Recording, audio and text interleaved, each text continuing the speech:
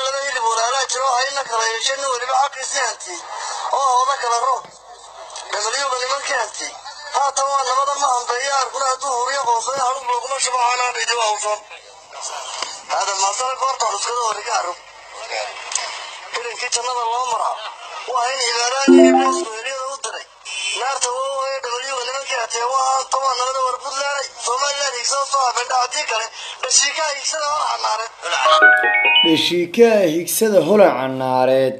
haddii kala budlaanay dhashiika higsada holaca naareed.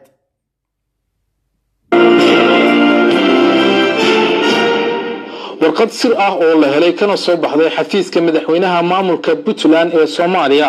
ayaa markhaati cad u ah in weerarkii Tukaraq ay soo qaadeen madaxweyne Farmaajo iyo xulafadiisu. warqadan oo ah mid rasmi ah oo sir ah kana soo baxday xafiiska madaxweynaha maamul goboleedka Soomaaliya ee Puntland Mr. Gas ayaa waxa ay cadeynaysaa in isaga iyo Farmaajo ay ka wada socdeen xogaha ay u cuskadeen in weerar lagu qaado ciidamada militariga Somaliland. waxaana warqadu cadeynaysaa in ay aaminsanayeen in ciidamada Somaliland loo qaadi doono dhinaca caasimadda si ay dabaaldega uga qayb qaataan. waxaanay u qorneed warqadu sida tan: mudane madaxweyne, waxa aan rabaa inaan warbixin kooban ka siiyo howlgalkii Tukaraq ee maalintii Talaadada 15 bishii Shanaad 2018. sidoo kale kula socotiyo arrimo door ah oo halkaasi ciidankeenu kala kulmeen iyo in xogta qorshaheenu ku salaysnaa ay ahayd mid aan sax ahayn, ayuu yiri Cabdiweli Gaas oo warqadan u diray madaxweynaha Soomaaliya Farmaajo. ma dhicin in ciidamada cadowga ee Tukaraq ku sugnaa ay u baxeen galbeed si ay uga qayb qaataan dowlatusyadii maalintaasi dhacayay. laba, ayuu yiri, qalabka cadowga oo u muuqday mid casri ah taasoo dhaawaca furinta laga keenay aan ka soo saarnay xabado 5.5 NATO ah. 3, in Tukaraq ay ka dagaal galeen ciidamo haysta tababaro shisheeye oo ka tirsan unugyada RRU iyo SPU. haddaba mudane madaxweyne, ayuu yiri Cabdiweli Gaas, iyada oo ay jiraan qodobada aan kor ku soo xusay iyo waliba in cadowgu ciidamo xoogan ka soo wado galbeed ayaa waxa loo baahan yahay gurmad degdeg ah si reer Puntland ay u arkaan in dawladda federaal ay taageero buuxda ka haystaan. hogaanka ciidanka waxa ay ugu wargeliyeen, ayuu yiri Mr. Gas, in ay qabaan baahida hoos ku xusan. 15 ilaa 20 kun oo ciidan ah inay u baahan yihiin. 2, taangiyo iyo gaadiid gaashaaman. 3, 30 milyan oo lagu guneeyo ciidanka laguna abaabulo beelaha deegaanka. 4, in ergeyga gaarka ee qaramada midoobay lagala tashado in la baaro halka hubka uu uga imaanayo cadowga isagoo ula jeeda Somaliland. warqadan oo ku socotay Mr. Farmaajo madaxweynaha kooxda Muqdisho ayaa waxa qoray madaxweynaha Puntland Cabdiweli Gaas, waxaanu kaga dalbanayay taageero dheeraad ah oo aan waxba garan karin.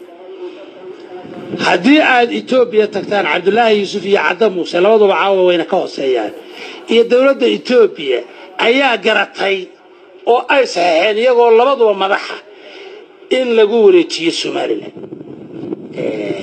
sababta loogu wareejinayna waxa weeye de waa wax la garanayo. maanta dadka isu kiirqiraysiinaya Tukaraq ninka ku dagaalamaya dhulkii maanta dhulbahantay meesha uu jiro iyo cidda gacanta ku haysa waa la ogyahay inta Somaliland ay soo waday hawshaana waa la ogyahay sababta aan idin sheegaya waxa weeye kontonka kiiloomitir ee laamiga ku yaala sababta loogu dagaalamaya wax kale maaha waa in garowa lagu ilaashado oo ay gauge u noqoto oo albaab u noqoto oo ay security zone bay rabaan inay ka dhigtaan macnaheedu ma hadanayn ay danaynayaan iyo cid ay rabaan hadday cid danaynayaan iyo cid ay rabaan dee waynu arki lahay waxaan idinku xaqiijinayaa degmada ugu dhow waa Taleex ee garowa ugu xigta ee markaan ardayga ahaa ee aan xamar ka imaado garowa iyo Taleex isku mid bay ahaayeen xagga awood dhowr xafiis oo heer gobol ayay dhisme ahaan dhaantay dhowr xafiis oo heer gobol ayay dhaantay maantana waa caalamku waa ogyahay sida ay u kala duwan yihiin waxaa ka cad marka aad labadaas sawir isu qaadato meel aan cidi wax wada lahayn ee cid gaar ah wax leedahay 60 kiiloomitir ee laamiga sababta loogu dagaalamayo ee loo shalay waxa dagaal xooggan ka dhacay deegaanka Tukaraq oo u dhaxeeya Garowe kaas wuxuu Salmaan Cali Kore imagana waxaan ku sii soconaynaa bil madaxweynaha maamulka Puntland horjooga Cabdiwali Gaas la taano dagaalkaasina dagaal weyn buu ahaa oo Puntland iyo Somaliland buu dhaxmaray adigu madaxweynihii Puntland baa tahay dagaalkaas maxaad xog ka bixin kartaa mudane madaxweyne adigoo maasan dagaalkaas waa soo taagnaantaas oo booshatada oo dalka rabeen kala gooyaan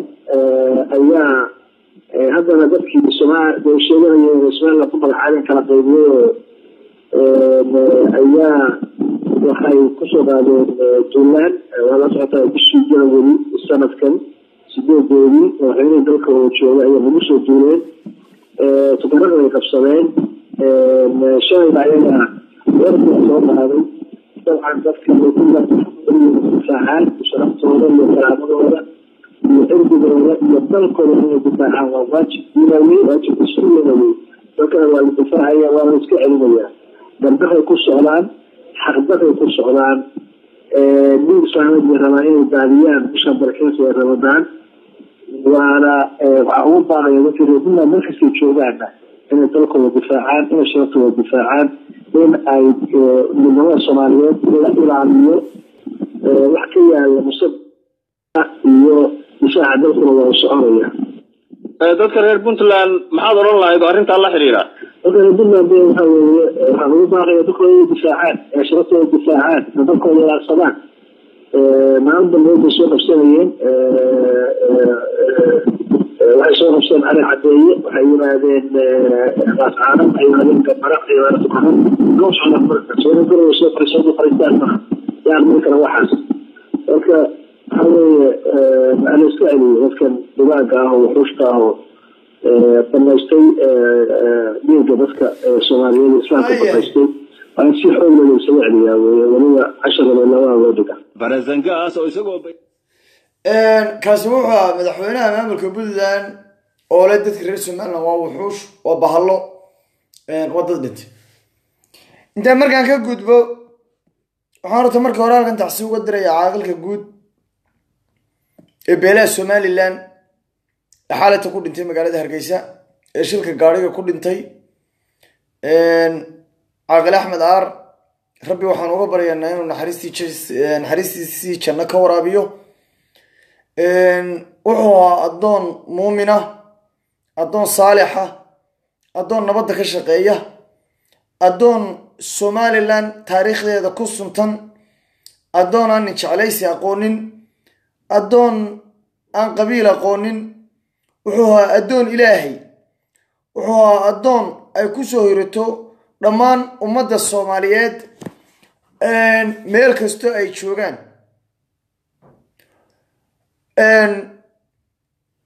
wuxuu Shiina Culay u sheegay in caaqilka la dilay oo gaari la jirsiiyay laakiin waxa ka maqnayd midbaa ka maqnayd oo wadadii Daahir Calasow uu shalay ta qaaday ee uu yiri dahabshiil baa waxa dilay Saada Cali uu dilay dahabshiil ayuu isiri maanta waxa tirada caaqilka waxa dilay sacad muuse ama isaaq waad lunsan tahay horta ina culayow reerka la yidhaahdo dhulbahante iyo isaaq reer baabuur isjiirsiiya ma aha reer hadday isdilayaan xabad rasaasta madaxa iskala dhaco weeye laakiin reer siyaasad iyo gaari la isjiirsiiyo iyo sun la isisiiyo isku dila maaha labada reer waa laba reeroo intay ishor yimaadaan wadnaha rasaas iskala dhaca marka horta waa inaad ogaato marka hore reerka jaamac siyaad la yidhahdo ama reerka dhulbahantaba la yidhaahdo somalilan marka aad ka hadlayso inaad ogaato maxay yihiin waxay ka mid yihiin dadka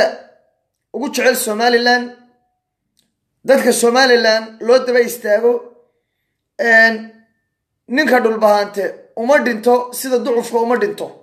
oo nin gaari la jirsiiye ma aha nin ladqabo siyaasadeed lagu dilana ma aha laakiin waxa weeye ummadda baabuur waa jiidha ummaddu waa dhimataa kullu nafsin daa'iqatu lmowt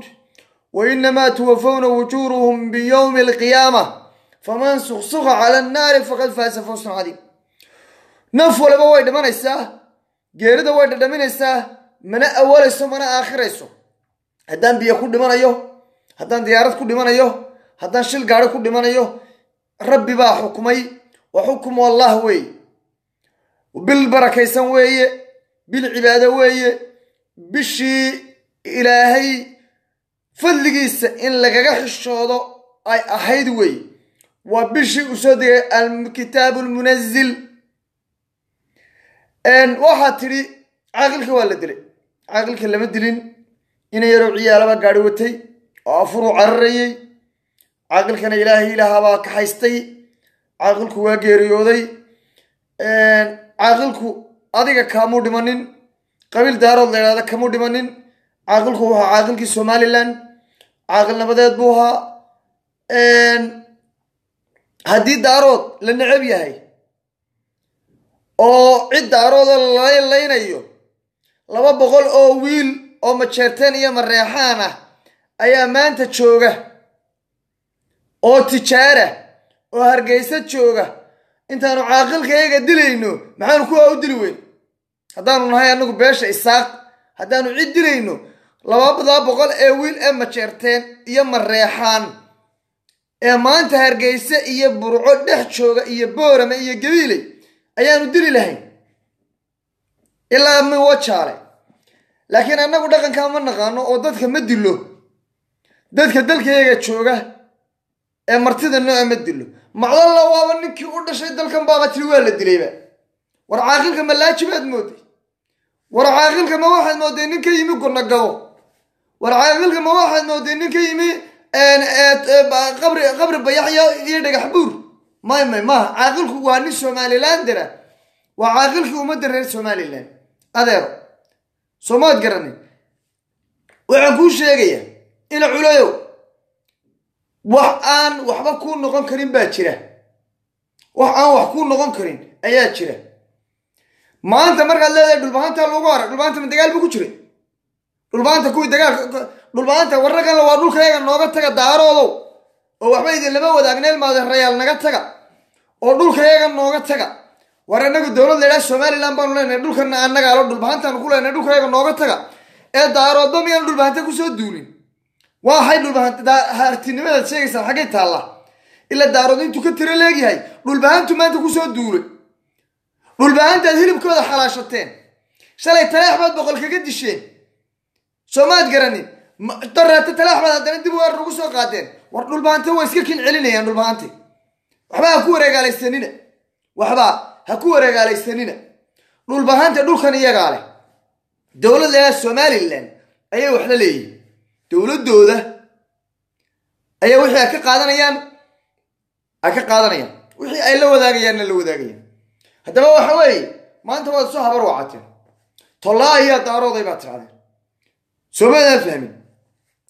waxaan idiin sheegayaa cidda idinla dagaalamaysa waa ciidankii qaranka ee beesha dhulbahante haddii isaa ku dhinto iyo haddii dhulbahanta ku dhintaba waa dad dhulkoodii difaacaya Soomaaliyaan garanin dal la oranayo maanta nin caaqilkii abar jeclan halkaas lagu dilay caaqilkii Sacad Muuse halkaas lagu dilay caaqilkii Dhulbaantan halkaas lagu dilay taayilaa baad baan u sheegteen Soomaad garan wax soconaya ma wax nasiib darra oo wax laga xumaada waryaanahe daaroodo war waxa la yiraahdo daarood war ummadda qabrigii buu idin seejiyay magacan daarood war ummadda Ilaahay waa wada noosha war ninka ogaadeen cid walba waa xukuma Dhulbaantu xukuma Isaaq buu xukuma Anfar buu xukuma Oromo xukuma cid walba uu xukuma war miyaad haysaan cid leh Isaaq Dhulbaanta miyaad haysaan ciise ma jireen war ummadda kibirka kala taga oo ummadda gardarrada kala taga maanta maalin walba horta reerka ma jartaan la yiraahdo la hadlaya horta ma jartaan aqligiinu miyaanu shaqaynin aqli saliim oo dadka caadiga ee bini'aadanka aqliga ay leeyihiin miyaydaan lahayn war ninkan xanuunsanaya ee waalan ee kiniinka qaata ma labada sano ayuu dhiiggiisa ku korsanaya ma dhiiggiina ayuu ku kororsanaya 4 sano dambe maxay idinka qaldan war ma farmaajo oo wadadii adeerkiisii aad barre qaaday ayaa doonaysaan maantana inuu tiyo kale idin la maro war shalay siyaad barre idin laayay war shalay siyaad barre idin xasuuqay war waa la idin cafiyay idinkoo dadka cagafka kala dhacay daarad aku soo durduriya kamar degna wixii idin ku dhacay idinka ogaa aku soo durduriyadii wixii idin qabsaday idinka ogaa ay sidaa tahay Soomaaliyeed ka xishood leedan ma leeynin leedan lama dagaalamin walaalayaal nabad noqdo iska tiga idinku hawiye idin cafiyay Isaaq baa idin cafiyay walabadii reer dhibaatada ka gashay adaarodnimo iyo shirkii dawladda ku leysay labada midneeda lama dagaalamin maanta reerka la ma jarteeno de Morgan wadogti waxaan u haysano Morgan waa ninkii dadkayga xasuuqay Morgan waa ninkii nagu kalifay guryahayaga albaabadooda inaanu shidanno Soomaalidan garanay oo daaqadaha guryahayaga aanu carruurta cuntada ugu karsano labada wiigba maalin heer aad noo gaadheen diyaarad aad nagu duqaysaan daaya rasaas aad nala dhacdaan daaya qowto daririgi dhunta la marnay naga xidhata يعني waxba loo meedan riibin waxa noo reebteen oo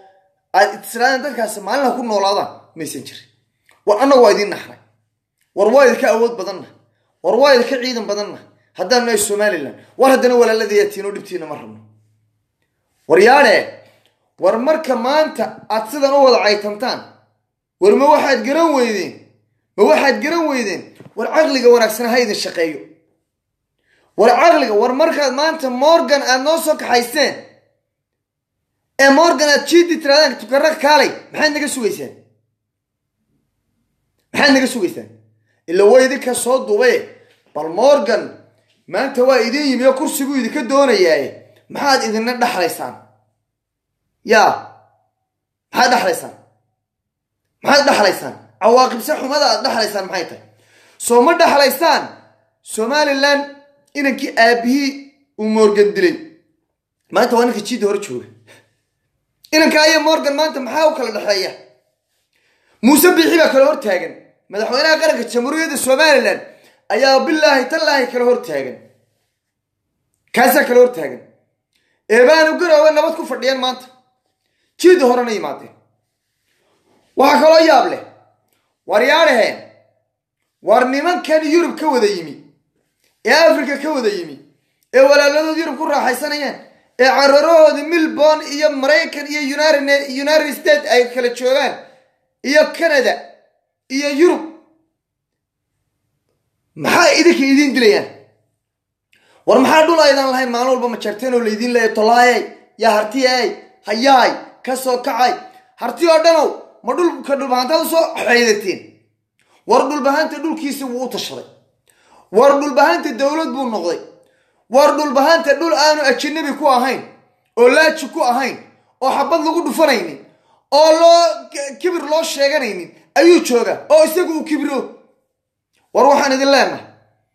war yaareen war dhibaatadiina ma jeclin war waa bil rabadaan war dhiigiina nagala taga war dhiigiina nagala taga waxaan leeyahay ninka la yidhaahdo Morgan isaga waa qabanayna ballaka ilaahay isaga waa qabanayna soomaad garanin madaxana waa jibinayna isaga waxaan u malaynayaa reerka daarood ma jarteen la yidhaahdo waxaa ugu caqli badan faroole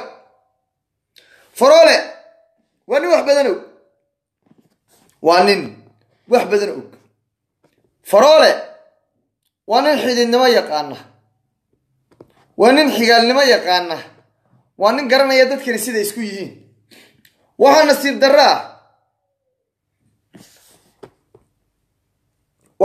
daraa oo naxdina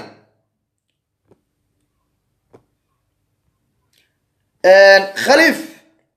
ciise waa nin majeertena waa nin sarkaale khaliif ciise wuxuu qabaa gabadh isaaq ubadkiisa isaaq baa dhalay khaliif ciise madaxweyne uga tartamaya Soomaaliya Puntland bal hadda dadka way dhageysta inamadiisu idinka ma jeerteeno inaad bilaa caqli tihiin khaliif isaga oo iskaaf wato oo la ilaalinayo ayuu direes idin soo xidhay wuu idin yimi jiida horuu isku sawiray dabadeetana wuu idinka noqday dagaalkana galab idinku idinma odhanin warnimayo meeshaan aynu ku soconnaa way qaldan tahay ninkan waalana aynu iska qabanay kororsiimada doonaya idinkuna waxaad ku dhimanaysaan waa gardarro dhul aydan lahaynna waad ku dhimanaysaan idinma odhanin wuxuu idinku yidhi dagaalama ilmadiisi Nairobi bay joogaan waa business khaliif hadduu dagaalku dhab ka yahay oo dagaalka aad doonaysaan maanta inaad ballaarisaan khaliif muxuu inamadiisa u soo kaxin waayay khaliif muxuu inamadiisa Melbourne jooga intuu u soo kaxeeyo uu dagaalka u keeni waayay horta miyaadan caqli lahayn khaliif intuu inamadiisa soo kaxeeyo kuwa Nairobi jooga iyo kuwa Melbourne jooga intuu soo kaxeeyo ha keeno goobta dagaalka waa haddii run dagaalka laga sheegayo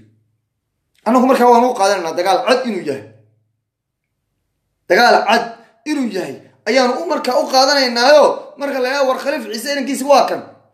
gabadhiisii amiisha ee maxamed biike uu yeesayna ilmaha ay dhashay intuu ka soo qaado ila waa umusha intuu ilmihii ka soo qaado waa kala soo istaago ilmahan maxaa ka meel dagaalka gelinaya waa kii ugu yaraa ee i dhasha ee amiisha dhasho waa inuu yidhaahdaa that is true Morgan waa kuwan carruurta u dhashayna siyaad baray maraykan wada joogo ha soo wada dareeriya isaguna ilmo Morgan waa kuwan ha keeno war maxaa la idin qaldaya war maxaa ubadkiina loo dilayaa maalin walba war maxaa nin siyaasad la maalin walba idin dilayaa ubadkiina u dhibaateynaya ya maxaad ku dhimanaysaan war anigu reerka la yiraahdo ma jeerteen waxaan leeyahay war yaadheen war ummadda ha isla colaysiinina wax badan baa laydin tirinayay ama laydin tirsanaya waxa weeye maantana inaad kiina food soo galayaa bay dhahdo dagaal waa inaynu tokarra ku qaadna cabdiweli shalay buu dagaal baan tokarra ku qaaday maanta Morgan baa tagan dagaal baan ku qaadaya la saxaabo khaliif ciise tagan maanta la dagaal baan ku qaadaya war idinku miyadan aqli lahayn war miyadan afartan waxaan dhahayn aydan lahayn war ma waxa leedika waay nin aqoonyahan oo kale leedika waay war ma nin aan askari ahayn oo yiraahdo waxbaan dilaya oo dadkan baan la dagaalamaya miyaa leedika waay war ninka maalin walba ninka wasiirka gaashaandhigga Soomaaliya ahaa baa la yidhi sacasir isagoo wasiira isagoo xagan soo casila misal baarlamaanka gudoomiyaha baarlamaanka uu ka dhigay naadigu sacasir bal hadda eega ma wasiir baad aragteen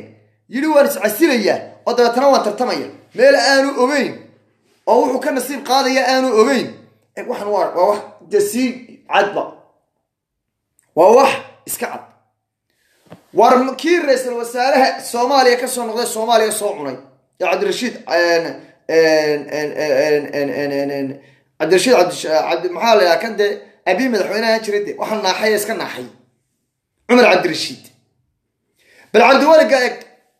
بالمورغان وين السياد براها هيك بالخليفة وين السياد براها هيك ورياله ورميان الماضي الريال هاي أو وحبرشدي إنه أنا كورين ورميان عقلي إنه كورين ورميان علمي إنه كورين ورميان مسكحدي إنه كورين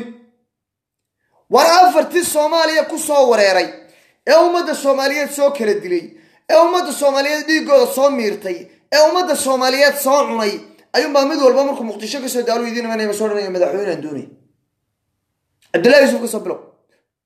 او اس سياحة معو سيتي اس يو ان سي معو وحي وتي horta jamaadi wada jiray maxay USB bayd ka soo bilo cadam uu soo xigsi bal dhibaatada ilmaada reeyaladan haysatay ee farola lagu qaatay wax madax noqdo dalka Puntland nin siyaasad iyo dadnimo iyo dawlad wadaag iyo dad wadaag garanayay farola lahayd waryaanahe SSDF buu haa وروحنا دوان ويدين الله وريالين ورأمانو عباديسنا بشر رمضان إنما يو عبادة دونت العبادات كداي أنا نانو سكرنا الصن هديك على بالك إلهي مع رمضان تلفت ذا اللي سوى فرية مكسات ضبط اللي سوى قواني ماذا فعل اللي سكوري دي أنا مرة أنتي أدونك فرية آخرنا ميلا تقاله حواي مركا قراني ما نغطو بلنك إلهي مع والله سوى فرية ماكو ماذا فعل جودة بسيبنا النردي وروحنا دوان الله ما تشرتين وحن الله ما تشرتين ورطلا أيده تشوشية طلا أيده تشوشية ورطلا أيه شقين مشو ورمان تميل أطلا أيه كتير هذا المشوكتين ورمان توحدوا بهانتين إن النولاتهم ورمان توحدوا بهانتين عافما ورمان توحدوا بهانتين محبرش ورمان تقوم بهانتين دريس اللي دي سحلو فخ فخ فخ فخ فخ ورمورغان هو عرر يا سيدي كذا كم تايري أجاي موسوي ورمورغان هو عرري ورياله وربلن كيراي مورغان هو عرري ناسيالي نالله ورعرر وريال بلنك إلهي بانو هاده بصنين هاده ما هو صدو خليف عيسى كدران خليف عيسى بلنك ناميش هاي نسيت يدي وايد بس عليهن نقاي نالله هذا موسى نالله ورموسى لمركي سمايو نبيك قرع وريا ورمحل حصل باتاكو فريسان ورياله هذا حصل باتاكو فريسان وروح هذا دبو بهنتي الماضي الريال وحدو بهنتي مسكح كدوا مسكح وربل دليرد البلدان انت سو تغتا بل واحد سويدي سمورته maxaan ku dhamanayna war maxaynu ku dhamanayna war meeshan Cabdullaahi Yuusuf saxay ee Cadam Muuse saxay ee Faroolo saxay ee Cabdi ay horta la leeyahay war xuduud Soomaaliland ee xuduuda caalamka cidina bedel mayso maxaa maano badhigin loo daadinaya war hadii maanta ay gar caalam noqoto xitaa wax aad ka qaadaysan ma jirto war dhulka caalamkii jaxabaabad kuleed ku xagaad ka timaadeen dhulkan dadkan baa iska leh خليفته مش حاسكيسيه وين لا حديد لكن نك ugu wanaagsan xididina la waa farmaajo ان فرولة qof xididnimo yaqaana oo dadnimo yaqaana waa فرولة خليف ciisanina aad u wanaagsan buu ahaa dad jecel ummadda jecel waliba dadka xididka ah jecel magaalada Nairobi isaaqa jooga gurigiisa waxad moodaa iyo waliba daaradku jooga wax moodaa gurigiisa inuu قصر مدحتويه لو جوو لكن waa ka xumaatay maanta way ka xumaatay oo wuxuu sameeyay deenu dress soo xidho halkii maanta Chinese-ku wuxuu u wanaagsanaa isagoo sameeyay intuu halka soo bodo yiraahdo hal qaado ciidanka Cabdiwelina waa baaster wada diran yahay xuduudana wada hadal la galiyo Soomaaliland ay wariyada joojiye idinkuna xabada walaalayaal waan wada hadal dad xuduud leedin qaata hadii kalena oo qabiil wax ku doonaynana waan iska kii qabanayna halkaas maanta ugu dhow khaliif لكن ما يهين إنه سببه أنت فراولة قرطي إنه قروه فراولة يسوي وقت كيسو مساقب تبي بدنا لا بتشر مساق حكومة لكن أديك بعدين بدنا محمد مساق حكومين معك كوك اللي فينا دلاتنا سميسو أو واحد لا يابا دبان روح ندي شيء والدور شو والله كله والرير بدلانو والواحد سميسان نكر ما أنت العقد ودور سنة والعقد برلمان بدلانو كويب سنة دقال كان أمات وسوق قاضي الصومالي لانو كسوق قاضي والدجال إنه لعقتي برلمانك 3 مليون إنه على قف ويبسدوا الدنيا تدخل برلمانك إعلو شدوا شقستياش النقدي وربلن يرد هير بلاني دستور كبلان قبل يسوى بالله ودل كان بدلان بل ون مان يوم فوت خديقة سيد السومال لان ون مان ون فوت وطهي بل دل كان ون مان ون فوت خديقة أو بلدان الربيتان كينه إما كان الربيتان ديك باد مانو البوطان أو مانو البو الربيتان ديك والربيتان ديك ودل يرد ديك قودي ورمانو البديكينا إنا يركوسي وكفوليا ورمانو البديكينا أيام مانو البلا يدكو حكومية وريانه وردل كيني والعنا والأمد كيني والعنا ورديك كيني والحلاش دي وحاجة وصوص عطان وحاجة وصوص عطان والما الريال هذا فكرة ومد بدلا وحلاي ومد بدلا دي بسقون نقطة ومد بدلا دي بسقون نقطة أو واحد سميسان والسومالي لان ورا ردكما والدجال ردكما وض والدباتة إن مرة وعد سومالي لان كترسل والدباتة يذكر ودامت شرتيه واني ما يو تذكر نبض كل النوراد تذكر نبض كل النوراد وتذكر دباتة كداي سومالي لان كرن تذكر دباتة كداي ومدحدا حنوصنا يسا واحد أرشكتان فرماتشو إنه مقدشة يسكفر ليه هذا ترى أمريكا بتكيس يشوف ورياله ورمانو البينو بتكين العلماء ورمانو البين ديكن الحاشة ما ورسنا سي سودان مدحونا السومالي لو حلي وعن كلو قد جاية وما درير السومالي لان واحد شاكان محابيسنا يقبصدين محابيس تقال السومالي لان لقى قبصدين ما شفتو waxaan uga digayaa ummadda reer Somaliland in ay tagaan Puntland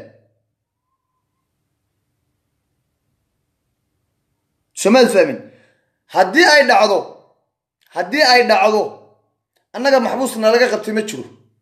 laakiin waxaanu haynaa ciidan Puntland dadkoodii baanu la hadal siinay dadkoodii way la hadleen ciidankaasi waa ciidan aanu ku qabanay dagaal laakiin ciidan shacab ma aanan qabsanin haddii ay dhacdo inaad qabsataan qof Somaliland u dhashay oo aad tiraadaan waxaan u haysanaa dagaal baanu ku qabanay ma mahadin doontaan waxaanu ballan qaadaynaa inaanu tijaariinta Hargeysa iyo Burco iyo Berbera iyo Wajaale joogto aanu ururin doono oo aanu xabsiga wada dhigi doono dhamaantoodna maxbuusin noqon doonaan waxaan uga digayaa ciidamada Puntland iyo horjoogayaasha Puntland inay siyaasadda u bedelaan ummadda kala qafaasho dad shacab oo la qafaasho inay u bedelaan waan uga digaya haddaad isku daydaan ma mahadin doontaan midaad mahadin doontaan ma aha cid Somaliland oo sarkaal oo askari oo shicib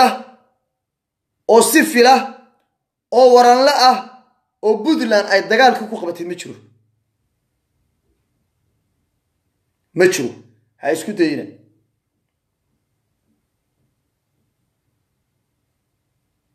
oo taas idin wanaagsan tahay ummadana culaadooda ha sii kordhinin caalamka waxaan u sheegayaa caalamku arrintan iyagaa wadamada ka riixaya laakiin annagu haddaan reer Somaliland midaanu ka istaagayna maaha waanu soconayna waxaan u baaqayaa khaliif ciise waxaan ugu baaqayaa خليف عيسو يقول صورته شقين ماشي المسكحة ده شقيسو ده كان بوتلان أدونس مدحونا هنا كان نقطه اسكو ضي شارك قبيلة صاحلتين تتكسرته هنا نقطهم مدحونا ده كانوا بحرية ده كان واحد دي حجال أديك اسكبلو اسأرق أدوكو كو بعد كتهاي فرال اللبو كيهاي dhammaantiin iswada eega waxaad eegataa khaliifow dadka adduunka dagaalka ku soo qaadaysa waa seediga iyo sodonka waa inaabtiga waa kaad dhashay walaalkii umaad baahnayn maanta inaad dagaal hurisid maanta waxaad u baahnayd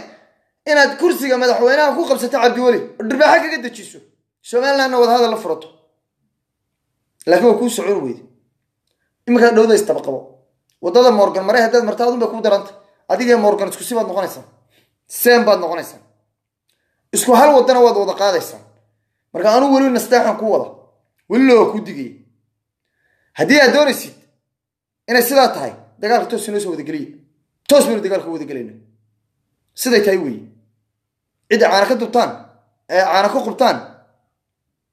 ee caana ka daataan la arki doono anugu ciidamadeeda oo ku kalsoona ciidamadeeda waxaan madaxweynaha Soomaaliland ugu baaqaya madaxweyne ciidanka siida ciidanka hala sugin fadhi dagaalkan maanta waa la isu soo urursaday meel walba ciidamada laga soo qaatay meel kasta gobol kasta Soomaaliya kamid ah ciidan baa laga keenay gobol kasta oo Soomaaliya reer baa ubadkiisa la soo ururiyay gobol kasta oo Soomaaliya ah 20,000 ee ciidanka ahaa 20,000 ba maanta Soomaaliya inta ka tira leeg tahay waxay dad iyo ciidan lahayn tukaraq dusheeda la keenay waa hawiyaan ka maqnayn waa jareer baan ka maqnayn daarood baan ka maqnayn been yaa la soo sheegay runta maanta la soo sheegayay dhammaan inta ka tira leegin Soomaali Maxamed madaxweyne waxay timaalka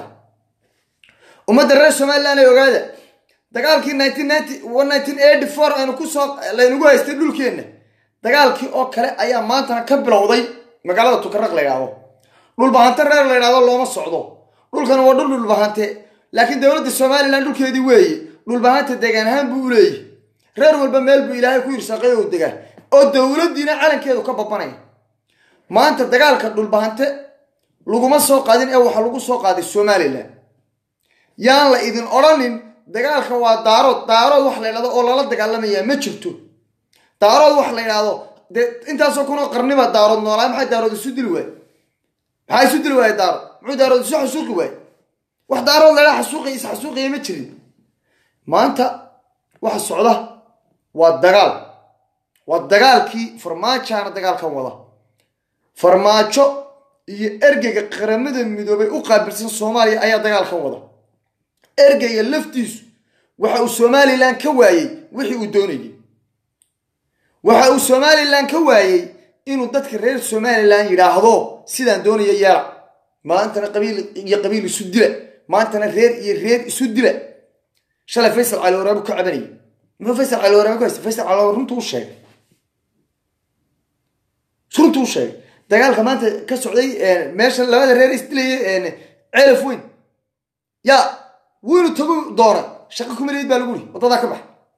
adeer taqantaada ma geli kartid adu waxaad u iman kartaa dawladda madaxweynaha jamhuuriyadda Soomaaliland waxaad la hadli kartaa labada xisbi qaran lama hadli kartid shacabkayga dalkaygana kama hadli kartid waa ka cararay Cabdulla Muuli ergeyga qaramada midoobay u sheeg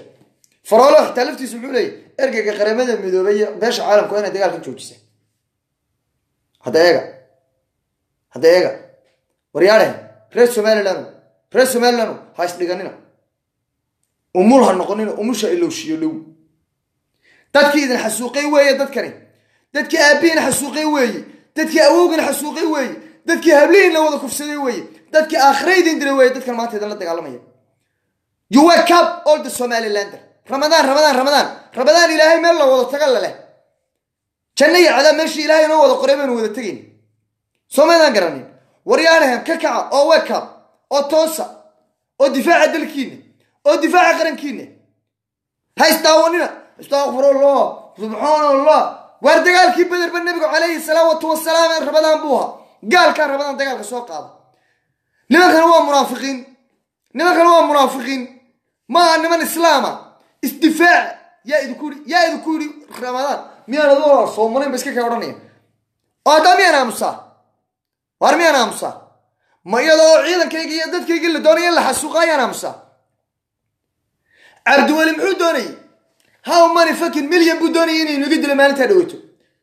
mudane madaxweyne uu ku leeyahay ciidankii aan doonayay inaan qaadno la aan moodane la qaado lama qaadin buuri waana ku jabnay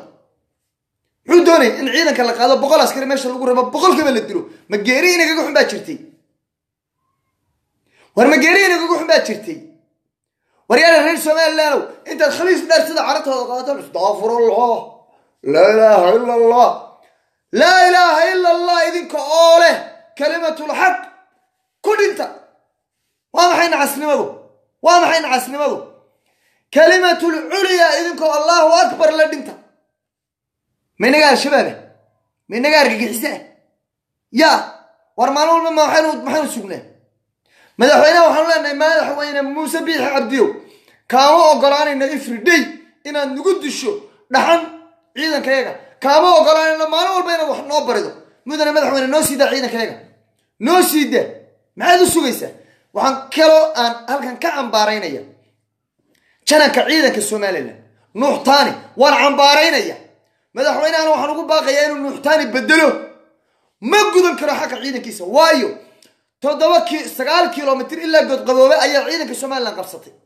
دبو سعودي تقرق بدب 7 كيلومتر دب 9 كيلومتر بدب عيدا كالسودتشي وقلد ويا وقلد وردال كان دقالو وباهية عيدا كنا حالة ديسو دقال هذا يقلان دقال وباهية ما هين لطاوض عيدا كان ما هم على 9 كيلومتر هرا الله قادو دبنا 5 كيلومتر لو سو قادو 2 كيلومتر هرا الله سي قادو 8 كيلومتر دب لو قادو وممنوع ويا دقالها عيدا كوبا محوية وفوكن بليون سوية وحوي مدحويني معقول ما هو حري أنا كنا هنوريرني هبان يوم مالين دقال بانو كتشرنا نجد شوشي حدود دنيا رسيدة دي تمسنا نوض بين نجاك قيل السيس بس حدود بانو سوحي كروي سومالي لا نقول دول قبسان معي مركا ميا سومالي لا نقول دول قبسان عينين بدنا مدحويني إلا قورما أيان على عالكن كتشرنا إلا أي قورمين على عالكن كتشرنا بدنا مدحويني يا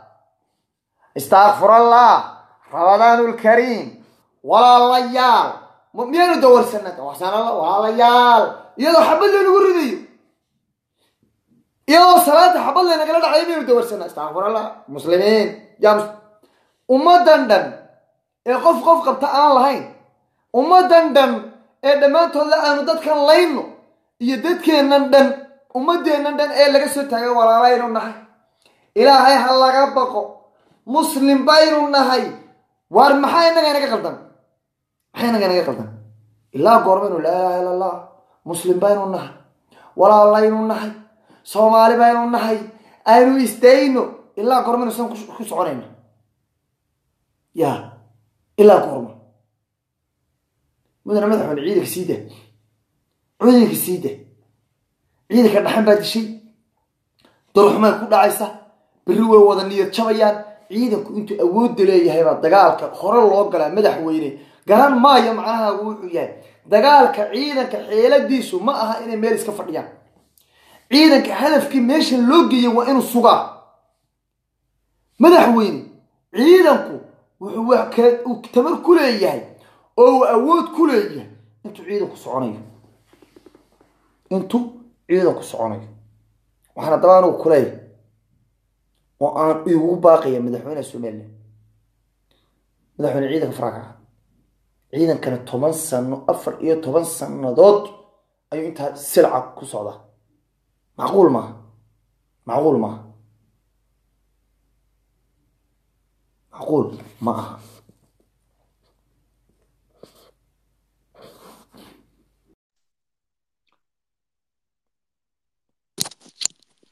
السلام عليكم. عليكم السلام يورا. خير ما قنادوين باتم سمحت إني سوماليلاند. بعد سوماليلاند دربان هاي. أتكيك بمن تكيرنا لا قنادوين نكمل كه. والله سمحت. سيدو أركتها أرنتن باقنا بدل ودنا. وأنيو عيدا كا مسبحي إيو أضياش ماشي شو قبل عيدا كفران وقت هذا دنيو سومالي هاي سبرتها. هديك لا عيدا كيجو معلم بت أفر كل ما معي أنا ديب لو سوق عادي معي أبا ويس كذا سوق ضبحيان أبا عيدكو هلا يساركو هذا رجوا كويس برينشري لوات هذي مريحان يرحن وين يهوي أو ما يسترن أو إلا هبر قدير له وحي الهوب يعيدا أي لحايا وحي كانت تكرر سيدا دوارك ومدة من الصوماليات وين ركبوا سقادي سوماليا تكرر وحين لا تقالما الدولة الصومالية بتلان ما بتلان دولة الصومالية كترسنت هاي هادو نفر ماشي كدن بين حورن لها إنجليزية تلياني بقى كلا دقين تلهشيسيني عبدول قاسي لان سقا معمول قبوليد ويهي وحورن لها عيدنا كاقدي بقى تكررنا dadka la xuduudkooga ingiriiska kii u yaallay kii soomaaliya laakiin waa waxay soomaaliya oo dhami ogtahay kiiskani shulli halikan aabti aakhira aynu wada tagno imanka ciidanka faraan noga qaad ku dha ilaa annagaa imanna soomaali hays barato maxaa la isla baraya anigu waxaan doonayaaba inuu dagaal dhaco niyo oo la iskalo kii u roon reerka u hadho horjoogaha maamulka soomaaliya wuxuu ka dalbaday horjoogaha kale ee dhigiisa ah ee farmaajo inuu usoo diro 20 kun oo ciidan 19 kun ku dhowna waxa u soo raray beelaha dega Soomaaliya sida Raxaweyn Jareerweyne Hawiye oo qabiil walba leh iyo Mareexaan ogaadeen dhamaan dadkaas oo dhan waar waliba waxa la doonayaa injineer Amino siyaasad baa lagu la ciyaaraya waxa la doonayaa Soomaaliya in cagahiga ku guuleystaato habargeeda ciidamadeedu shalay koobay ka yihiin saddexaad waxa ka yimi 1500 oo wiil oo habar gidira ayaa habeen hore yimi xalayna waxa soo gaaray abaara koodii habeenimo ciidan ka badan 480 iyo 40 gaari oo ay wateen oo habar gidira ku soo Axmed Madow waa u keenay macala ciidan Axmed Madow ciidan ku soo diray habeen saddexaad bay yimaadeen ciidankaas wuxuu ahaa 1300 buu ahaa waxa isugu jireen Jareer iyo ogaadeen iyo Mareexaan ay ciidankaas isugu jireen waxay wateen 264 gaari ayay wateen oo 128 gaari ay tahay technico 5 booyadood 740 gaari oo xamuula sidaas ah marka baabuurta uu soo diray ninka Axmed Madow horta dadkeena anu waan yaabanahay Puntland lama dagaalamo soo maamul goboleed yar Cabdi Weli gaasna waa badhasaab dawladda Soomaaliya ay la dagaalamay run hadaa doonaysaan laakiin Puntland bay la dagaalamay waa shaar yar 11 waxa keenay 300 oo wiil ayaa la ka sakeenay iyo 7 gaari oo technique ah iyo 3 gaari oo xamuula 300 nin bay leeyahay ka soo yimaadeen taariikhda waa wada haynaa anigu tirada weyn wada haynaa waa runta anigu imika baaq baan diraya reerka imika halkaas hawiyo irir Soomaaliya macalana la soo dagaalamay anaga sheekadu maaha sheeka qabiil iyo wax waa laba dawladood isleena reerka hartileeraa dhulbaantii ursangeli waxaan leeyahay dawladdiina Soomaaliland taageera dawladda Soomaaliya ay nagu soo duulaan inagu amba irir Soomaaliha ahaadaan amba daaroodka degahaadaan amba dirka degahaadaan waxaan leeyahay dadka Soomaaliland wada dega beelaha Soomaaliland wada dega dhamaantood ha ka soo horjeestaan dagaalkii ku soo qaaday beelaha koonfurta Soomaaliya dega reer Soomaaliya dagaalkii ku soo qaadeen abti halna la isbartay waxaan leeyahay ciidankeena maalinba hadduu qof ka dhinto oo aanad wali xuduudaada xidhan waa kuwa ayaan daro abti ha ku wada dhintaan inta meesha joogta anaguna aanu kaga daba dhimano laakiin caadi ha la isku galo xuduudka barti ingiriisku dhigitoos loo tago ninka imanayaana marka bal ha imaado Muuse Biixi baaqan u diray imka waxaan u soo galay baaqad lahayd macala taliyahan hal la casilataani hadduu ciidanka hore u wadi waayo hadaa dib muxuu ugu soo qaadaya imka taan u soo galay taas bay ahayd ilaa god qaboobay qabsadeen ilaa iyo godka jilcug way qabsadeen ciidanka sidaana 9 kilomitir bay qabsadeen sidaana 420 kilomitir buu ciidanku u qabsaday labadiiba uu ka soo celiyay nuuxtaani la casilo weeyaan caawada la casilo meesha shirif bay u baahan tahay shirif bay dib soo celisay mooyaan soo noqon maayo maxay u dhimatay saraakiish maxay u dhimatay alisti meesha hadii la qabsaday saraakiil baa u dhimatay lugu garay laakiin meesha la qabsaday dib looga soo noqday saraakiil la kaaga dhimatay macquul ma aha waa qalad anu waxaan doonayaa in garow laga qaxamo doonaya laakiin hadii saa ku fadhiyi weydo waa in garow macala laga qaxa hadii nabadda laga baryo oo nabadda laga waayo waa in la iskala dagaalka saddexaad ee adduunka la leeyahay bas Soomaali dhexdeeda ayuu ka dhacaya hana ka bilaamaba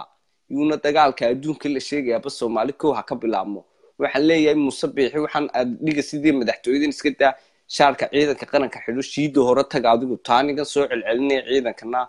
kada ku daa hadii kala casin maalin ma inama yar baanu barinaa in adeer oo ku leenahay xuduudan Ingiriis baa noo xidhiyo waxa bal naga jooga oo nagu haysto le reer baa naga degan qudhoon bay ku imanaya ilaa Soomaaliya ugu soo dabagelaysa reerku duwar reer Somaliland abtuwal istigaade hadii kala hadlaystile anaga dawladda Soomaaliya la dagaalamay Puntland dadka ha ka oranina dar Puntland ilaa ma dawladdu iska kan celin kartay dowladda Soomaaliya oo dhan oo isuwan bayna la dagaalamaysaa haddii run la doonayo innaga maxaa markaa inooga dhul yaalla haddaynu nahay dhalinyarada Somaliland inaynu dagaalanno miyaan ahayn waa inuu dhammaan wallaahi billahi horta dhalinyarada Somaliland way ka horta anigu waxaan u sheegayaa inamada reer koonfureedka ah iyo hablaha reer koonfureedka amba Soomaaliyeed oo dhan hadduu ku kufriyaso kuna ay ku muslimaso wallaahi Soomaaliya nabad noqonay ina godonaan ka noqonaya anigu haddii ay layraa calanka Soomaaliya maan arag wali laakiin rag baa igaga dhintay haddii ha ku seexanno ha ku soo toosinade intuu nin reer Sheekh Saxaaqi dunida shoogay in Soomaaliya nabad noqonayso ay waqooyi koonfur isku imanaya waa cala casha timo wallaahi ka soo baxay wallaahi godonaan noqonaya wallaahi billaah haddii la yiraahdo ilaa musabixigaasi caawiyad haddii dawladdeedu yiraahdaan koonfuriyo waxa la isku darayaa Soomaaliya inaana laga yeelin ba wallaahi nimada reer Sheekh Saxaaqi yar ilaa weyn ka tubashirka waxay gelayaan inay isqaxiyaan meel allaaliye meeshii soo gaadhaan nawaale inaad waan ku soo qabanaya suuq inamada yar iyo hablaha yar koonfur shogale Soomaali waa walaalo shanta Soomaaliyeed waa walaalo laakiin qarannimada Somaliland walaalo kuma nihin taana dhiig baan u suganaa ya حاجات في النص استرا كنا ولا ولا استري وايه ما تعرفش هنا دلكاga difaacdo dhiiga nafsiga dhiiga baa horta dalka wallahi waa nuhur ya ma aha haduu maanta qaraxdo diyaaradda ka ugu horeeyay raacayaan wallahi aan ku shiida macala wallahi billahi tolla inna ugama daba fadhiisanayo tigirka dhalinyaradii dalkii joogtay Soomaaliland maxaa leedahay dhalinyarada ugu baaqaysan waxaan ugu baaqayaa in ciidankooda garab istaagaan oo waliba ciidan wada noqdaan inta qurbaha ku joogtaana waxay leeyihiin maalin qura hadii rasaas ka qaraxdo dhammaantood wallahi tigirkay soo goosanayaan ka Mareykan jooga ilaa ka Yurub jooga wallahi billahi waan hubaa intayna maalin walba aanu eeganaa hadii dawladda Soomaaliya waxa ka sii deen weydo toos baan diyaaradda uga soo wada raacnaa irbadada uga soo wada deganaa inamadayada kale noo sii joogno waxaan leenahay waanu nila garab taaganaa xiniyaha kaynagu jira ma kale nila garab taagaya cabdi maxaad ugu baaqaysaa isagan aaba Muuse Biixi Cabdi waxaan ugu baaqayaa ciidanku inay 10 inta ku soo dhintaan hadeena dib loo soo qaado waxa maaha war aynu ku hooyana meesha dhamaanteen ciidanka sida loo sii daayay haw socdo hana dibna yaan loo soo celin ya dad ma santay thank you inamada reeko I'm sorry waqtigaaga waa gaadhay waxaan soo qabanayaa Noel waxaan idin sheegayaa inta nabadu joogto ninba laba nin leeyahay fata baqlabuus waana siigal galan waana soo galgalan geedka gashaba waan lagu gudbin nadin daaraya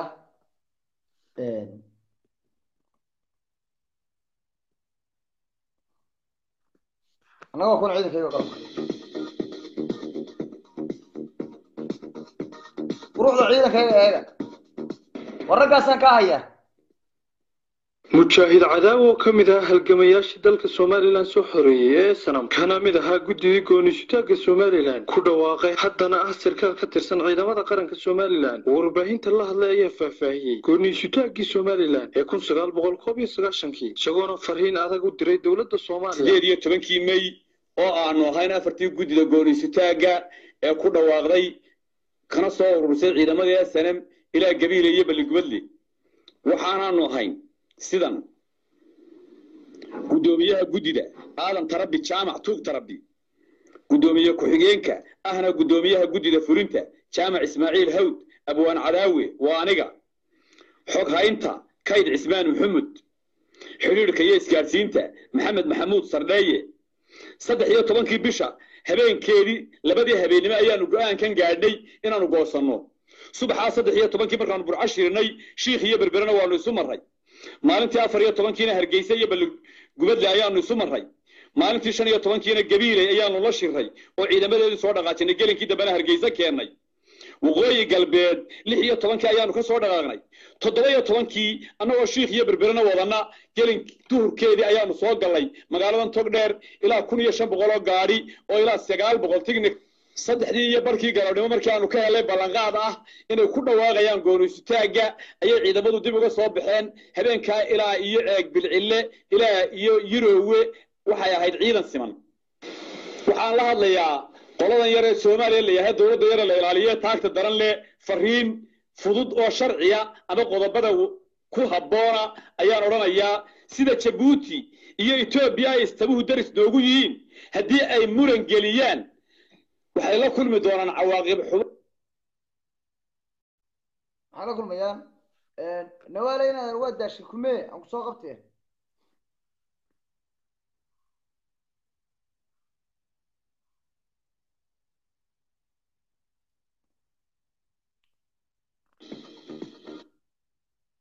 qodobada ku habboona ayaan odhanayaa sida jabuuti iyo etoobiya ay istabuhu daris noogu yihiin haddii ay muran geliyaan waxay la kulmi doonaan cawaaqib xumo xun taasoo aanu nahay jaamacadda dagaalka adduunka haddaanu nahay bulshada somalilan iyo ciidamadeeda ma aha in nala daandaansado cid kastoo xumaantayada doontaana waxay wanaagga iyaga ku weydaa iib iyo abaalba dowladdii maxamed siyaad barre ee morgan iyo farmaajo ay gacmaha ka ahaayeen waxay wadatay 1500 taangi gantaalo iyo nuclear ciidamo gaadha 180,000 maxay u yaaceen fadalkooda geel uga cabay maxaase u soo kordhay maanta waa su-aasha isweydiin leh waxaa la khaldayaa carruurta dhalatay ilaa 1990kii waa khaldina carruurta kuwii baan nalaba bedelin waxaanu nahay kuwii kaarayaasha ku findhiclan jiray ujeedada dagaalka soo dhawow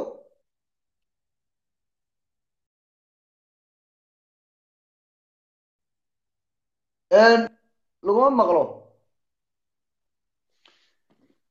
dhammaantiin aad iyo aad baad mahadsan tihiin nawaaley wax soo qoraan mar labaad ku soo qabtay inaad ere because in badan baad isoo qaba tiri moogta raggii kaarayaasha ku filcila jiray arway joogaan morganow kuwii ku eriday ballanka ilaahay waa kuwan waka ma garanaysaa waa abwaana cadaawe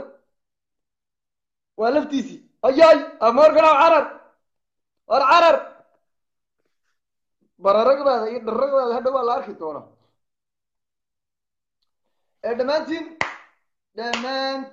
dhammaantiin reer somalilandow waxaan idiin sheegayaa dagaal qabiilaysan dagaal beelaysan dagaal xaafadaysan ma aha dagaalkani dagaal majeerteen inagu soo qaaday ma aha waa dagaal dowladdii soomaaliya inagu soo qaaday marka waa in loo diyaar garooba ciidanka la isberber taagaa laga wada qayb qaata dagaalka asalaamu calaykum calaykum salaam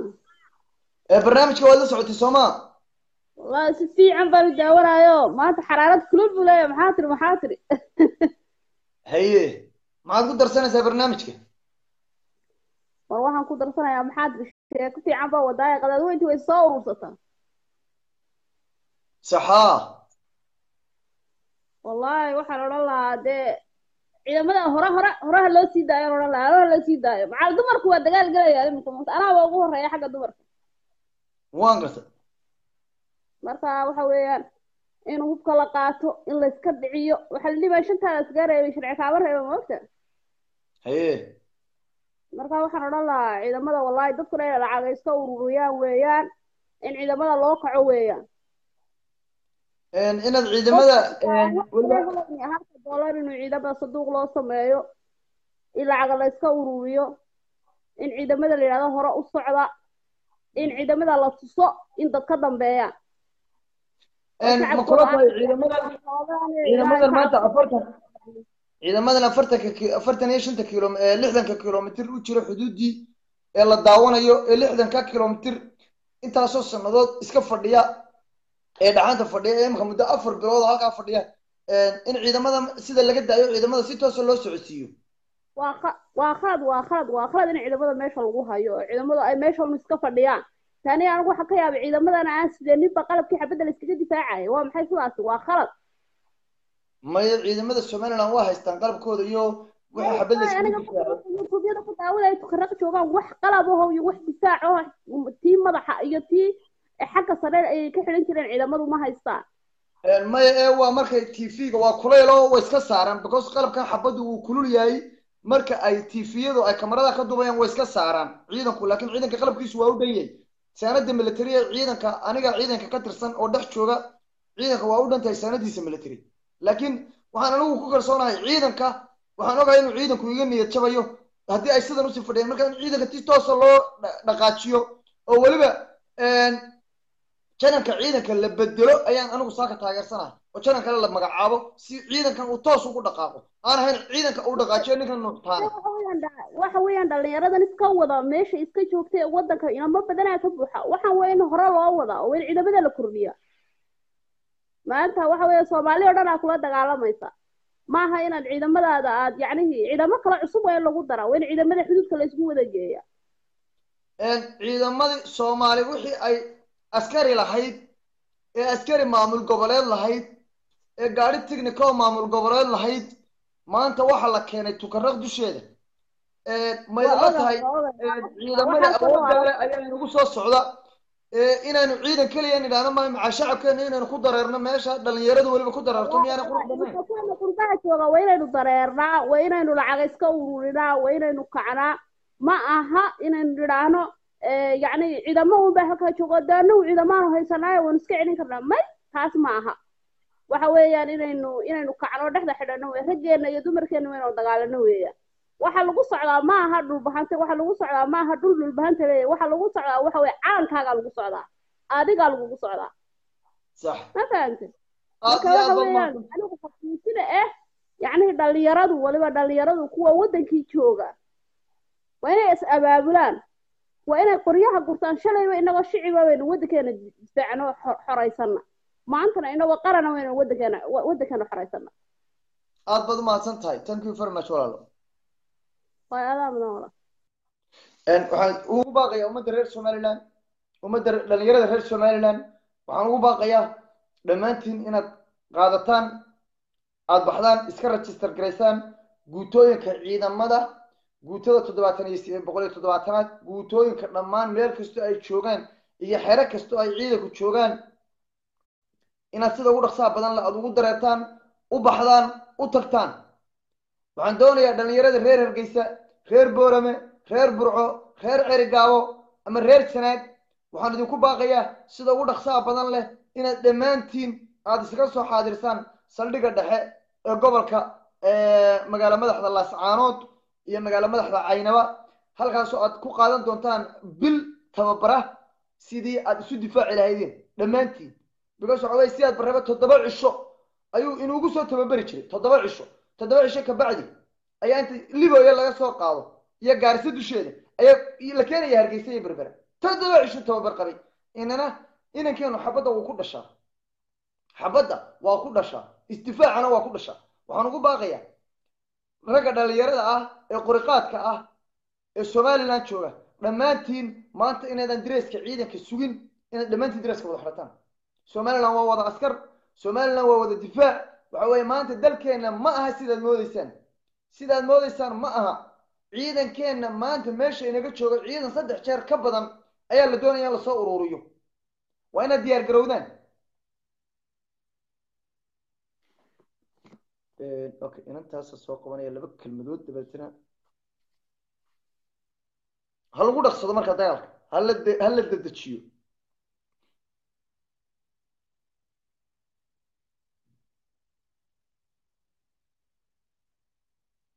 ودقالك هو مهم إن لقى قيب قاتل السلام عليكم عليكم السلام ورحمة الله وبركاته والله لون في عنا إيش ولو واندوهي واندوهي سوري وصومنا يقرأ لنقا ولا على هرت وحويهان دقالك ما أنت ينقو كلياتين هايستا شلين ينقو كلياتين بل ينقو سمي موقتها شلين يجينا لا دقالمي tii hore hadii ku qoos qaadan waayeen tan dambe dad badan oo waaya araga jira waqtiga waaya arag bala ma ahaynba ama maxaa la yiraahdaa ilbaxnimada imika jirta marka miisan jirin moogtahay dhalinyarta reer Somaliland horta waxaan ugu baaqayaa ee shaqo la'aanta ka cabanaya ee la shaqo ma haysano waxaan ugu baaqayaa inay dresska qaadaan صح inay dresska qaadaan ay dagaalka galaan ay ciidooda iyo dhulkooda iyo calankooda ay u istaagaan markaas bay shaqo iman doontaa aqoonsi iman doonaa horumar iman doonaa ma fahantay nimaan shantaada furud ka reebina baa la sharci kaama reebo ta kale labaad waxaan doonaynaa arrin kale oo xasaasi ah aan ka hadlo oo baryahan baraha bulshada lala wareegay oo ah sida ciyaalka darbi jiifka ah waad daawataan u malaynayaa videoga sax waan la socday laakiin videoga imanka kama hadlayo wax badan baanan ka haya wax badan baanan ka ogahay waxaan ka hadli doonaa okay dib male program kalaad inoogu samayn doona taayo aynu ka wada hadli doonaa tan dagaalka haddaan usoo noqdo walaalkayow maxaad ugu baaqaysaa dhalinyarada somaliland dhalinyarta anigu gaar ahaan waxaan leeyahay dhalinyarta reer somaliland cid walba maanta waxa ugu dhow kuwa horta ciidda jooga kuwa wadankii jooga ayaa cid walba uga dhow cid walbana ka karti badan cid walbana ka aqoon badan ma fahantay waxaan leeyahay inan kasta oo dhalinyar ah oo hankiisu meel kale ahayd iyo riyadiisu meel kale ahaydba maanta haddii aabbaha hore loo soo dilo xaqdarri lagu soo dilay oo lagugu soo duulay maanta adaa nool baan leeyahay oo taagan oo maxaan ku dhahdaayey maanta waktigeenii weeyaan waktigii aabayaashin waa lasoo dhaafay waa waktigeenii waxaan leeyahay rag iyo dumar dhalinyar iyo ciroolaba hala kaco hala isgarab istaago kacaankiisi yaroo fudud baan ku burburinay qalbigeynaynu ka burburinay qalbiga hala iska raaco qabyaalada hala iska dhigo maanta waa libin iyo libkeed waa maalinteennii maanta hala kacaan leeyahay waanay caddahay caalamkuna waa ogay ilaahayna waa ogay in dowladda soomaaliya weerar nagu soo qaaday oo aan reerka majarteen la yidhahdaa aanu dagaal inagu soo qaadin horta wallaahi walaalkayow soomaaliya iyo majarteenba horta haba kala reebinba waa dameer iyo labadiisa daan ma fahantay haba kala reebinba waa dameer iyo labadiisa daan waxaan somaliland ka ahayn waxaan somaliland horta walaa dowladda soomaaliya maanta dagaalkan dabada ka wada ilaa weligan baynu reerkan daraysaa waynu ahayn laakiin ogow weligaa bayna qalbiga kaa necbaayeen oonay hankaaga rabin oonay wanaagaaga rabin oonay horumarkaaga rabin iyagu waa futadii kolba qar raacaysay ma fahantay cidna lama maxaan ku dhada war dhulkana kama guuraysiin baan leeyahay iyaga meel la tegi maysaan inagunba jaara ma fahantay dab manaafuqshidayna muumin baa ku gubtee ubadkiiniyo haweenkiina u tudhaan lay annagu waan tashanay nana soo gaari maysaan dad tashaday ma tamareera ayay soomaalidu tiraahdaa ma fahantay anuu waxaan leeyahay hala kaco kow aniga premier fast waxaan diyaar u ahay inaan dagaalka ka qayb galo waana noqonayaa waxaanan diyaar u ahay inaan abaabulo dagaal cad cidna kalama tashanayo waxaan rabaa inaan wadankayga u noqdo waxaana rabaa ciiddeeda inaan u dagaalamo qofkii soo raacaya igu rayaya waxaan leeyahay heegankaaga soo baradhiga somaliland una kacaan leeyahay somaliland dagaalka meel walba ha laga galo facebook ha laga galo twitterka snapka meel kasta ha lagaga jiraan kuri waa la isku soo kaco hal reeroo keliya tana waxba nagama qaadi karaan ma fahantay soomaali weynna waxaan leeyahay soo cadaysta wilwiladiina halkii adeerkin la mariyeyna waad ogtiin walaalkii loo xireeyo waxaad sugtaaba waa khalad 25 sano dagaalamaysa anuu quwad samaysanin iyo awood iyo aqoon haddaad iska celin karto 30 sanadood u dagaal ay iyagu dagaalamayeen ayaan anagu kor u soo kacaynay haddayna iska celin karayaan maanta waa quwadii Soomaaliya iyo quwadii halkii Soomaaliland shalay taagneed ay taagantay Soomaaliya burburiye baabi iloo ay joogan marka waxay hayaan baa soo bandhigaan baan leeyahay dhalinyarta reer Soomaaliland waxaan leeyahay kaca dhiig isku yeela cid wal oo kasta oo Soomaaliland kusayso waxaan leeyahay u hor shilinkaaga u hor kartidaada u hor wadnahaaga iyo hankaaga qofna ha kala gabanin qofna ha u aabayeelin cadaynaad Somaliland tahay hankaaguna yahay Somaliland aad baad mahadsan tahay thank you very much noolo walaalo geesiir qaran aad iyo aad baad mahadsan tahay assalaamu calaykum dhamaantii waad mahadsantihiin rabadaan mubaarak rabadaanta ilaahay idinma odhanin ha hadlina waxaana iska celinayna ilaahayna ma odhanin ma fahantiin dagaalku wuu soconayaa dhammaan reer somaliland dagaalka ka qayb qaata dhalinyarada dagaalka ka qayb qaata dowladdiina taageera dowladdiina la shaqeeya waxaan idinka codsanayaa meel kastoo aad joogtaan waa bil rabadaan waa shahiid jannada aad doonaysaan maanta halkaasi ku jirta ballanka ilaahay janna meel ka sokaysa halkaa inaynu ku jirin shahiidkaa maanta inaad ku dhimataan dhalinyarada somaliland meel ka sokaysa oo janna idinku jirtaa ma jirto waa laydin soo weeraray saddexdii mas'ale ee nabigu calayhi salaatu wasalaam inoo sheegay bay ka mid tahay almaaliha wa nasabiha wa zawjatiha ma garaysaa naftaada iyo maalkaaga iyo dalkaaga saddexdaaba inaad u shahiido falastiin weeyaan sida falastiin iyo yuhuuddu ay kala yihiin baynu maanta kala nahay waa inaynu ku dagaalanaa innagu maanta halkeenu joognaa waa difaac baynu nahay sida falastiin difaaca u tahay ayaynu difaac u nahay وقلد ويان هذا جنة دونيسان جنة هالكاس يقول شرته dhalinyarada reer Soomaaliland janna maanta idin kama sokayso janna maanta idin kama sokayso waa inaad dalkiina iyo dadkiina difaacdaan wassalaamu calaykum waraxmatullaahi wabarakaatu dhamaantii waxaan idinku ogahay guul iyo gobonnimo iyo idinko ciidankiina taageera